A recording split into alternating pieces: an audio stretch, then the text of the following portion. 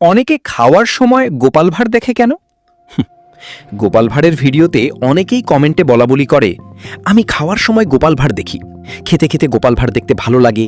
এরকম অনেক অনেক কমেন্ট পাওয়া যায়।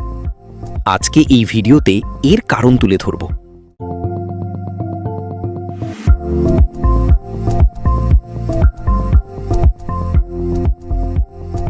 আমিও এখনো এই গোপাল বাড়ি দেই, ভাত খাই আর গোপাল বাড়ি দেই।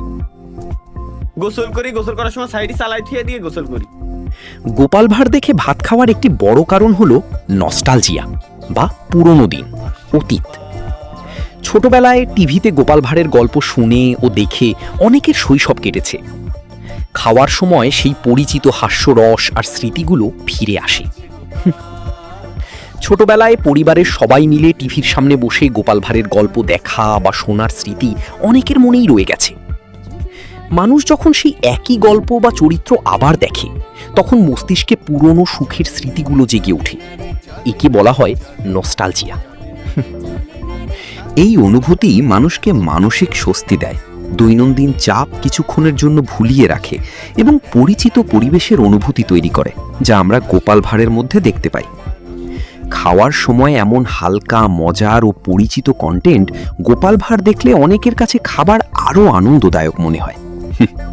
তাই অনেকেই খাওয়ার সময় গোপাল ভাঁড় দেখতে পছন্দ করেন, কারণ এটি শুধু হাসির গল্প নয়, বরং শৈশব, পরিবার আর সুন্দর স্মৃতির সঙ্গে জড়িয়ে থাকা এক টুকরো নস্টালজিয়া। তাই অনেকের কাছে গোপাল ভাঁড় শুধু বিনোদন নয়, বরং শৈশবের মিষ্টি স্মৃতিতে ফিরে যাওয়ার একটি মাধ্যম। এটাই ছিল খাওয়ার সময় গোপাল ভাঁড় দেখার মূলত কারণ।